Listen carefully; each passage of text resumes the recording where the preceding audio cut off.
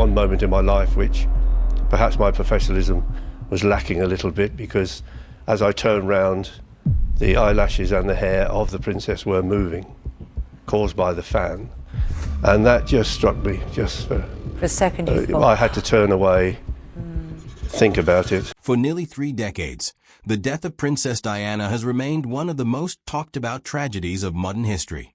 Theories have come and gone, documentaries have been made, and millions of words have been written trying to explain what really happened on that August night in Paris in 1997. But few voices carry the weight of someone who was actually there, someone who stood beside her, protected her, and, in the final hours, helped carry the burden of a nation's grief. That voice belongs to Colin Tebbott, the trusted former police protection officer, who spent nearly 2 years as Diana's personal driver and confidant after her divorce from Prince Charles. And now, after years of silence, he has opened up in a way that has left viewers stunned. Tebbott was not just an employee. He was part of Diana's inner circle during one of the most vulnerable chapters of her life, a period when she was redefining herself outside the walls of the royal family, raising her 2 sons, and stepping fully into her role as a global humanitarian. Those who worked closely with her during this time often describe a woman who was warm, funny, and fiercely protective of her privacy, but also someone who carried an enormous amount of pressure on her shoulders. Tebbott saw all of this firsthand, and he has spent years processing what it meant to be so close to someone the whole world felt they owned a piece of. When the call came on the night of August 31st, 1997, Tebbott was not on duty. He was resting at home, unaware that his driving partner, Henri Paul, had taken the wheel that evening instead. The news that reached him was sudden, chaotic, and almost impossible to process. Princess Diana had been involved in a car crash in a Paris tunnel. Within moments, calm routine turned into a blur of phone calls, decisions, and dread. Tebbott has spoken about the strange helplessness of not being there, of wondering whether things might have unfolded differently had he been behind the wheel that night. It's a question he admits he has asked himself more times than he can count, even though logically he knows the outcome may have been the same regardless of who was driving. By the time he arrived in Paris alongside Diana's butler, Paul Burrell, the situation on the ground was already unraveling into global spectacle. News crews, photographers, and members of the public had begun to gather outside the hospital, drawn by rumors and fragments of information spreading faster than officials could confirm them. Tebbott has described walking into that hospital with a strange sense of duty overriding his shock, as if his years of training as a protection officer kicked in before his emotions had the chance to catch up with what was actually happening. It was inside that hospital that Tebbott experienced a moment he says has never left him. Standing near a window in the room where Diana's body lay, he noticed something that unsettled him deeply. Figures on a nearby rooftop, watching, waiting, perhaps hoping for a glimpse of the world's most photographed woman even in death. He quickly moved to cover the windows, determined to give her one final measure of the privacy that had so often been denied to her in life. It was a small act, but for Tebbott it symbolized everything he believed his job had always been about, protecting her dignity, not just her physical safety. In the quiet of that room, as he tried to make the space more comfortable by bringing in a fan to cool the stifling summer air, something happened that he has described as almost impossible to put into words.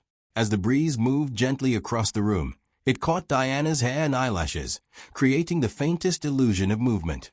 For a fraction of a second, his mind refused to accept the reality in front of him.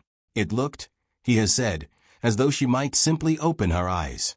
That fleeting, disorienting moment, grief colliding with instinct, is something he has carried with him for years, and it's easy to understand why.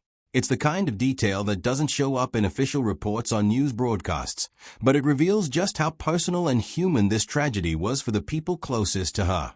Alongside Paul Burrell, Tebbott took it upon himself to ensure Diana was presented with the same grace and elegance she carried throughout her life. Together, they worked quietly to prepare her for the arrival of her family, smoothing her hair, arranging her in a way that reflected the composed, regal image the world had come to know. It wasn't about performance. It was about respect. Tebbott has spoken about how important it felt to shield her, even in death, from becoming just another headline or spectacle. When Prince Charles and Diana's sisters arrived to accompany her body home, they found her resting peacefully, a small, quiet victory in the middle of overwhelming sorrow. Throughout his years working with Diana, Tebbit maintained a careful balance between professional distance and genuine warmth. He has often emphasized that despite the closeness they shared during long car rides and quiet moments away from cameras, he never forgot the boundaries that came with her royal status. He wouldn't speak unless spoken to first, wouldn't overstep the formalities expected of someone in his position, yet within those boundaries, a real friendship grew. He remembers her sense of humor, her ability to laugh even during stressful days, and the ease with which she made those around her feel valued. In nearly 2 years of working together, he says they never once argued, a testament, in his eyes, to the mutual respect that defined their relationship. But no personal account of that night would be complete without addressing the crash itself and the decades of theories that followed. The basic facts have been examined more thoroughly than perhaps any single incident in modern royal history. Diana and Dodi Fayed, the son of businessman Mohammed Al Fayed, had been vacationing together in Paris, trying to enjoy a rare moment of privacy despite constant pursuit by photographers eager to capture images of the newly blossoming relationship. In an attempt to lose the paparazzi trailing their car, driver Henri Paul entered the Pont de El Alma tunnel at high speed. The vehicle lost control, striking a support pillar. The crash killed Dodi Fayed and Henri Paul instantly. Diana, severely injured, was rushed to Petit-Salpêtrière Hospital, where doctors fought for hours to save her life before she was pronounced dead in the early hours of August 31st. In the years that followed, a wave of conspiracy theories attempted to offer alternative explanations for what many still saw as an unbearably senseless death. Some claimed Diana was pregnant with Dodi's child and that the crash was orchestrated to prevent an unacceptable royal scandal. Others suggested the driver had secretly been working for intelligence services, or that the vehicle's brakes and seat belts had been tampered with. There were claims of mysterious flashing lights, a phantom white car at the scene, and allegations that medical treatment had been deliberately delayed. Each of these theories captured public imagination for a time, fueled by grief, distrust of institutions, and the simple human desire to find meaning in tragedy. To address the growing storm of speculation, British authorities launched a formal investigation known as Operation Paget in 2004, nearly 7 years after the crash. Led by the Metropolitan Police under Sir John Stevens, the inquiry examined every major allegation, from claims of an intelligence service plot to questions about vehicle tampering and medical negligence. The investigation, which ultimately cost tens of millions of pounds and took nearly 3 years to complete, produced an extensive report that methodically dismantled each conspiracy theory using forensic evidence, medical records, and witness testimony. The final conclusion pointed to a tragic but ultimately preventable accident, caused primarily by excessive speed and the influence of alcohol on the part of the driver, compounded by the reckless pursuit of the paparazzi. The findings were later reinforced by a formal coroner's inquest, which concluded in 2008 with a jury ruling of unlawful killing due to gross negligence, attributing responsibility to both the driver's impaired state and the conduct of the photographers chasing the vehicle. While this outcome brought a sense of official closure for many, it did little to satisfy everyone. Mohammed Al Fayed, in particular, remained publicly unconvinced, continuing to describe the investigation as an elaborate cover-up. For him and others who shared his skepticism, no amount of forensic evidence could fully answer the deeper, more emotional question of how such a beloved figure could simply be gone. What makes accounts like Colin Tebbutt's so powerful is that they exist entirely outside the world of theories and speculation.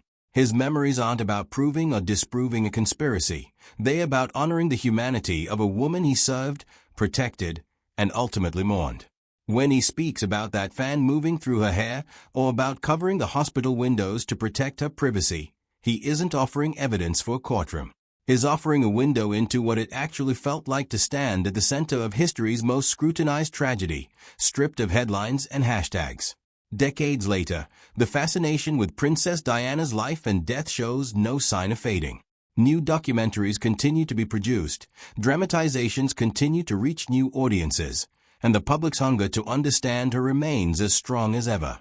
But perhaps the most meaningful insights don't come from theories about who might have wanted her gone. They come from people like Colin Tebbutt, who simply remember who she was when the cameras weren't watching. A woman who laughed easily, who cared deeply about the people around her, and who, even in her final moments, was treated with the tenderness and respect that the world so often struggled to give her in life. In the end, The story of that night in Paris will likely always carry two layers: the official record, painstakingly assembled through years of investigation, and the quieter, more personal memories of those who were actually there. Colin Tebbutt's account doesn't rewrite history, but it adds something history books rarely capture: the raw, unfiltered humanity of grief. And in doing so, it reminds us that behind every headline, every theory, and every documentary, there was simply a woman, a mother, a friend, a princess, whose loss is still felt by those who knew her best.